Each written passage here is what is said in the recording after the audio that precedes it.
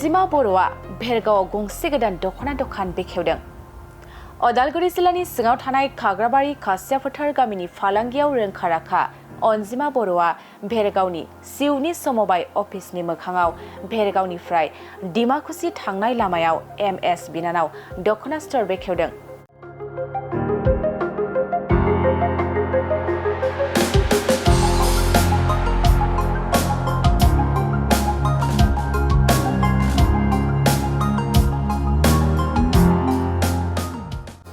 गोदानै बेखेवनाय MS बिनानाव दख'ना स्ट'रखौ बेखेवनानै होयो अदालगुरि जिल्ला आबोबनि लोगो आफादगिरि बिथराय बर'आ आरो बे बेखेवनाय हाबाफारियाव बाहागो लायो अदालगुरि जिल्ला आबोबनि लोगो गाहाय नेहाथारि खाग्राबारि दख'ना एबसुनि गाहाय आफादगिरि अजित बर', गाहाय नेहाथारि बड'सा दैमारि लोगो आफादगिरि सोमखोर बर', भेरगाव दख'ना एबसुनि गाहाय नेहाथारि दैथुन बर', लोगोसे रायजो राजा बिथांमोना।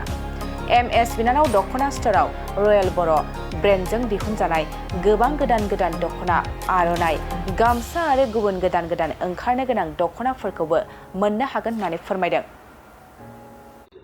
खुलुमबाय, आङो रयेल बड' ब्रेन्डनि अनार जानानै नैबे दिनै जिथु बिनानाव दख'ना स्ट'र आगै अनजिमानि नैबे ग्रेन्ड अपेनिंआव आङो सफैनो हादों आरो बेयाव आंखौ लेंहरनायनि हांख्रायनायनि थाखाय आङो आगै अनजिमाखौ थेंक इउ होयो सेथियावनो।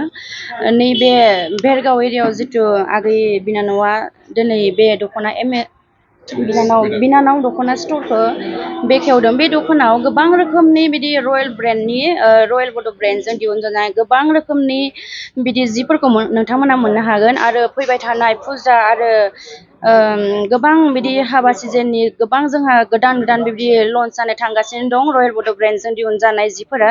नोंथांमोना जायफोरा खाथि खाला एरियानिफ्राय नैबे बिनानाव दख'ना स्ट'राव फैनो हायो, जितु डिमाकुसि, टंला, आरो भेरगाव एरिया आरो खैराबारि, जायफोरा फैनानै लांफैनो हायो नोंथांमोना नैबे बिनानाव दख'ना स्ट'राव रयेल बड' ब्रेन्डजों दिहुनजानाय गासै दख'नाखौ नोंथांमोना बिनियाव मोननो हागोन, नोंथांमोना कालेक्ट खालामनो हागोन।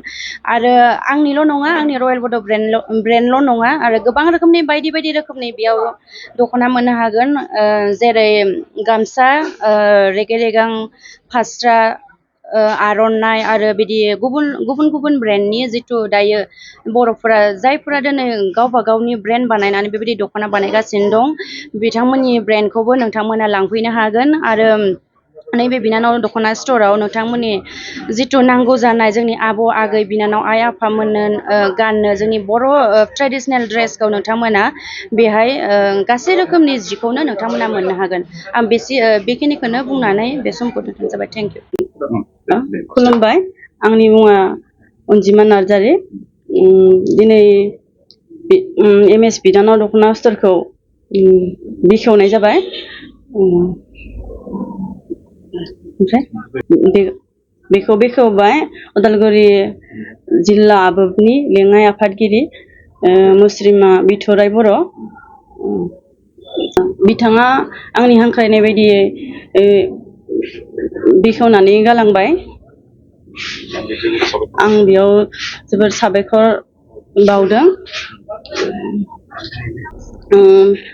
भेरगाव सिउनि समस्ति समबायनि मोखाङाव बे MS बिनानाव दख'ना स्ट'रखौ बेखेवनाय जादों।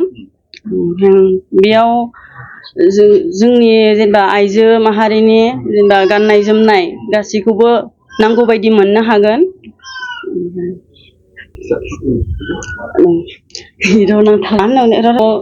गोदान जेनेबा जानला मोनला गोदान कालेक्सनफोर मोननो हागोन। ओमफ्राय नोंथांमोना मोनसे गोदान कालेक्सनफोर मोननो हागोन। ओंखायनो बयखौबो आंनि MS बिनानाव दख'ना स्ट'राव फैनो थाखाय गुरै खावलायहरबाय। आङो दिनै नैबे भेरगाव महकुमानि सिङाव थानाय नैबे भेरगाव आरो डिमाकुसि थांनाय जि लामा सेर, अर्थात जोङो नैबे सिउनि समाफायनि जि साखाथि, बेवहाय जोंनि सासे बिनानाव, अर्थात जोंनि खाग्राबारि ओनसोलनि सिङाव थानाय खासिया फोथार गामिनि बिनानाव अनजिमा नार्जारि, बिथाङा दिनै मोनसे बिनानाव दख'ना स्ट'र, जायखौ 7 स्टार होननानैबो जोङो मिथिगोन बा 7 स्टार होननानै बिथाङा होनानै लादों। दा नैबे 7 सिस्टार जि बिनानाव जि दख'ना स्ट'र बेवहाय आङो फैनानै जोबोद गोजोननाय मोन्दों। मानो होनब्ला बिनानावा सासे जाखांफुनाय सासे फालांगिरि होननानै आङो नैबे समाव बुंगोन। खारन बिथाङा गोबाव समनिफ्रायनो गुबुन दाबसे जायगायाव बिथाङा बर'नि गाननाय जोमनायखौ लानानै बिथाङा दखान होबोगासिनो दङ आरो दिनै बिथाङा गुबुन मोनसे जायगायाव शिफ्ट खालामनानै दिनै गावनि जि गला बेखौ साबना हामना खालामनायनि थांखिजों दिनै मोनसे गुबुन जायगायाव बिथाङा लादों। आङो खोब गोजोननाय मोन्दों आरो आं खावलायगोन बिनानावनि जि मोनसे दखान जि दख'ना दखान बयखौबो खावलायगोन जे जोंनि बे भेरगाव महकुमानि बा भेरगाव सारियालियावनो साखाथियावनो जि भेरगाव आरो डिमाकुसि थांनाय जि लामा सेरनि जि मोनसे जायगा जायखौ जोङो बयबो आं दैहैनो बुंदों जे सिउनि समावहायनि जि साखाथि बेवहाय बयबो फैनानै जि बर'नि जि नांगौ जिखिनि गानग्रा जिखिनि दख'नानिफ्राय लानानै आर'नाइ गामसा गस्ला जिखिनि नांगौ मुवाफोर बर'नि गाननाय जोमनाय बेखौ मोननो हागोन। आङो बयखौबो बिनानावनि जि गला बेयाव फैनानै आङो बायफैनो थाखाय आं खावलायगोन। खुलुमबाय गासैनिबो दिनै नैबे भेरगाव ओनसोलाव जोंनि खाग्राबारि दख'रानि सिङाव थानाय खासिया फोथार गामिनि बिनानाव अनजिमा नार्जारिया नैबे भेरगावनिफ्राय डिमाकुसि रुट बे लामा सेराव गंसे माने जोंनि बर'नि गाननाय जोमनायनि मोनसे गला खुलिदों। बेवहाय जोङो जोंनि खाग्राबारिनि सासे मैखोम बिनानावा खुलिनायनि थाखाय जोङो माने बिराद गोजोननाय मोन्दों। बेवहाय जों सासे आइजोआ गला होनानै जानाय माने सोलिनो हानाय सिख्ला बैसोनिफ्राय गावनि नाजानायनि गेजेरजों गावनि थांखिखौ सहैनायनि मोनसे लामाखौ लादों। बेवहाय जों गोजोननाय मोन्दों। नैबे भेरगाव बायदि ओनसोलाव जोंनि खाग्राबारिनिफ्राय दखान होफैनानै गला होफैनानै गावनि थांना थानायनि बा जिउ राहा दानायनि मोनसे लामाखौ लानो हानाया जोंनि बर' आइजोफोरनि मोनसे गोग्गानायनि नेरसोन होननानै बुंनांगोन। बेवहाय जोङो सासे आइजो हिसाबै जोङो हौवाफोरजों जुजिनायनि मोनसे लामाखौ जोङो मोननायनि मोनसे लामा बियो लानायनि मोनसे लामा। जोङो आइजोफोराबो हौवाफोरनि उन नङा। जों आइजोफोराबो जों हौवाफोरजों माने समान समानै जोङो आवगायलांनो बा गोजौ लामाखौ लालांनायनि मोनसे बिथिं बियो। बेहाय जोङो आइजो हिसाबै जों गोग्गानाय मोन्दों। बेल' नङा जों आइजोफोरा दानाय लुनायनि बेलायाव नैबे समाव माने गोबाङानो उनफिननानै थानायखौसो जों नुनो मोनबोदों। बांसिन आइजोफोरानो जोङो दानाय लुनायखौ जों गारबोनो हमदों। खिन्थु बे बिथिंखौ जों गारबोयोब्ला जों बर' समाजनि जोंनि हारिमु जिथुनिखि गाननाय जोमनाय बेखौ जोङो खोमानानै लागोन। बेखायनो जोङो बे जोंनि जिथुनिखि कालसार बेखौ जोङो आवगायलांबाय थानो नाजानांगोन। आइजोफोरा दानो लुनो नाजानांगोन। लोगोसे बेबायदि बेफार फालांगिखौ जों आखाइ होनांगोन। अब्लासो जोङो बर' हारि हिसाबै बर'नि हारिमुखौ जों लाखिनो हागोन।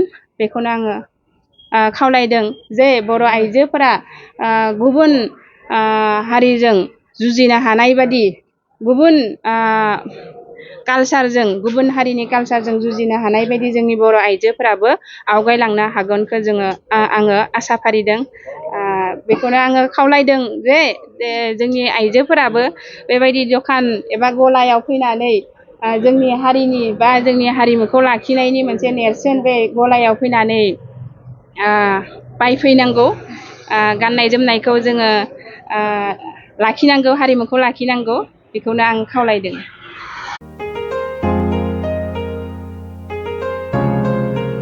मोनसे फोसावथाय नोंथांमोननि थाखाय मोनसे गोजोनथाव खौरां लानानै फैदों।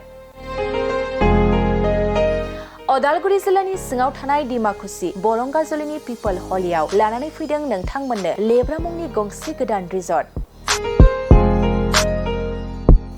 नोंथांमोना बे लेब्रा मुंनि गंसे गोदान रिजर्टखौ तामुलपुर रडनिफ्राय फैब्ला सुख्लाय ब्रिजनि आगदा आरो अदालगुरि रडनिफ्राय फैब्ला सुख्लाय ब्रिजनि सिगाङाव आगसिथिंजाय मोननो हागोन। लेब्रा मुंनि गंसे गोदान रिजर्टआ नोंथांमोननो गोसोबायदि सुबिदा खालामनानै होनाय जादों। नोंथांमोना बे लेब्रा रिजर्टआव बर'नि गासै जाग्रा जामुंखौनो मोननो हानायजों लोगोसे बेवहाय नोंथांनि सुबिदा बायदि अर्डार खालामनानै जानो हागोन। जुदि नोंथांमोना तामुलपुरनिफ्राय अदालगुरिसिम थांनाय समाव ओंखामजों लोगोसे बायदिसिना जालांनो गोसो दंब्ला नैबे 8638879656 जानबुं नम्बराव कल खालामनानै सिगांग्रो अर्डार खालामहरनो हागोन।